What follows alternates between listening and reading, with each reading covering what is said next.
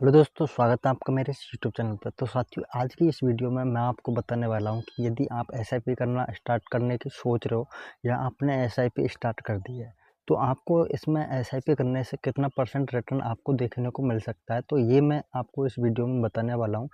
तो साथियों, आप इसमें एसआईपी जब करना स्टार्ट करते हो तो इसमें 2-4 चीज़ें मैटर करती हैं, जो कि आपको मैं बता रहा हूँ। तो साथियों, यदि आप सोच रहे हो कि आपको एसआईपी में कितना परसेंट रिटर्न मिलेगा, तो सबसे पहले तो इसमें जो मैटर करता है वो मैटर करता है कि आपने कौन-सा प्लान एसआईपी में सेलेक्ट किया है और किस प्लान में आप एसआईपी कर रहे हो।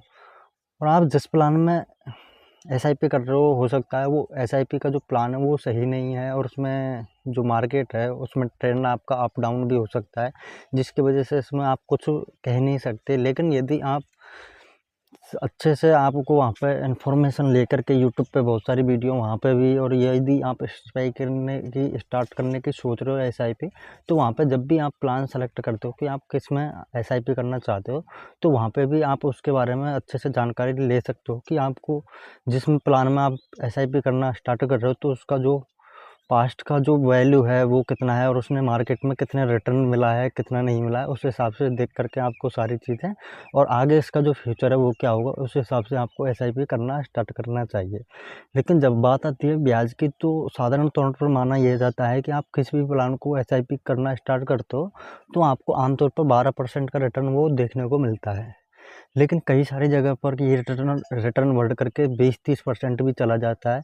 और यदि बहुत सारी एसआईपी के प्लान ऐसे भी हैं, यदि आप उसमें इन्वेस्टमेंट करते हो तो आपको बहुत सारे प्लानों में 5-6 मंथ में भी जो रिटर्न है उसका 30-35% भी चला जाता है। और बहुत सारी जगहों पे ऐसा भी होता है कि वो माइनस में चला जाता है। यानी कि यदि कोई ऐसा प्लान आपने सेलेक्ट कर रहा है एसआईपी करने के लिए जिसमें कि मार्केट है वो यदि डाउन में जाएगी, तो आपका जो एसआईपी है उसमें भी आपको जो लॉस में देखने को मिलेगा।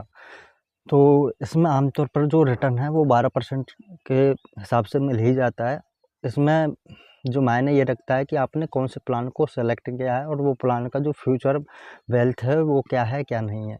और जो थर्ड नंबर पर बात आती है, यदि आपको चाहिए कि मार्केट से आपको अच्छा जो रिटर्न है वो जैसे कि 12% से ऊपर का यदि आपको रिटर्न लेना है मार्केट से, तो इसके लिए आपको लॉन्ग टर्म के लिए एसआईपी करना ज़रूरी होता है साथियों। क्योंकि यदि आप शॉर्ट टर्म के लिए एसआईपी कर रहे हो तो आपको उसमें इतना ज़्यादा रिटर्न आपको देखने को मिलेगा नहीं। यदि उसी चीज़ को आप लॉन्ग टर्म के लिए जाते हो तो इसमें जो पावर होती है एसआईपी में, सबसे बड़ी पावर होती है कंपाउंडिंग की। यदि आप लॉन्ग टर्म के लिए लेते जाओगे तो जो भी आप पैसा इन्वेस्ट कर रहे हो तो उसके ऊपर जो रेट ऑफ इंटरेस्ट होता है वो धीरे धीरे बढ़ता जाता है। और जो भी आपका ब्याज बनता है, तो वो जो आपके जितने भी पैसे हैं और जिसका ब्याज है, तो उस सारे का जो ब्याज है वो हर साल ऐसे के तौर पर बढ़ता जाता है, जिससे कि आपको जो रिटर्न है वो बहुत ज़्यादा अच्छे देखने को मिलेंगे। यदि आप एसआईपी कर रहा स्टार्ट कर दिए हो तो आपको लॉन्ग टर्म के लिए ज़रूर जाना चाहिए।